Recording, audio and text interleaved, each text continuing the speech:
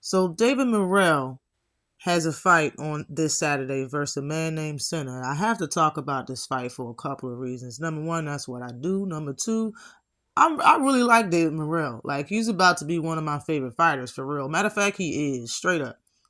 That guy is different. But I found some news about Sena I have to share with you guys. But this will be a fight on Saturday.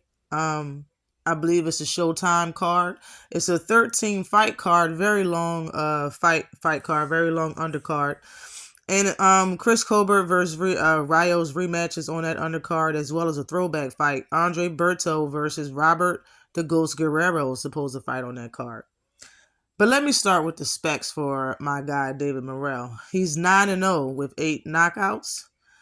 He's fought for 40 rounds total. His knockout percentage is 88.89%. He's been pro for 5 years. He is the WBA champion.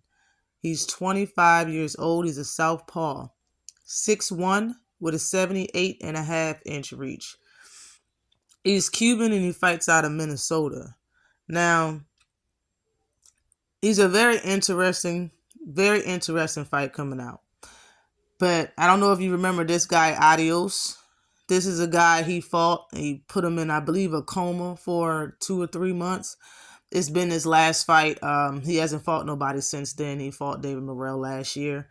It was a scare. I know if you guys remember him knocking down, it was a 12-round fight, and he stopped him in the 12th. And the guy couldn't stand, and he stopped his little celebration, and he went over to help Adios to his corner. He really destroyed Adios in that fight. It was a very interesting fight. Shout out to Adios for being a tough warrior and fighter that he is. But I like David Morrell. Like, I think it's not many fighters out there that has his talent and his ability.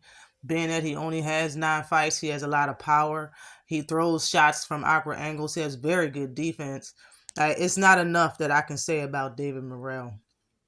But this right here, this opponent that he has, might not look like much as far as his record.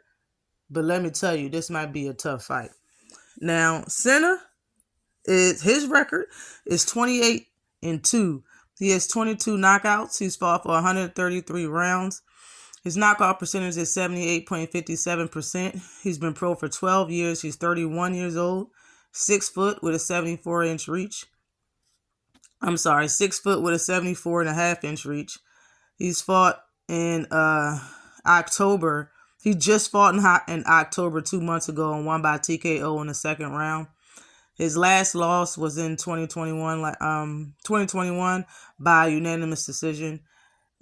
He got stopped in 2014 by a guy that retired the next year at 18 fights total. But Sena killed a man named Roy King in 2020. He died after getting dropped 4 times in an 8-round fight. They took him out of the ring on a stretcher. He went to the hospital. He suffered 2 strokes while in the hospital. Stayed in that very same hospital for 13 months trying to fight.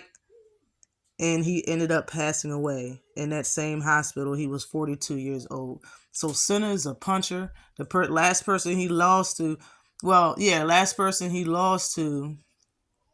told him it was the hardest he's ever been hit was by Sena. And he's a very muscular guy. The problem, I think he throws his shots a little bit too wide. That's the only real big thing that I see that's going to hurt him in this fight versus David Morrell. Sena claims that David Morrell is untested and he was forced to fight him. That's what he's saying about David Morrell. He was forced to fight Sena, and it was because of his onslaught on social media, which I didn't see nothing on social media. But he has himself a fight now, and we do too. But this man he has a body on his record.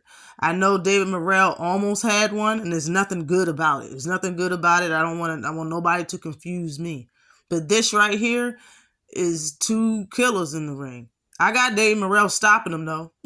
For real. I got David Morrell stopping him in less than 9.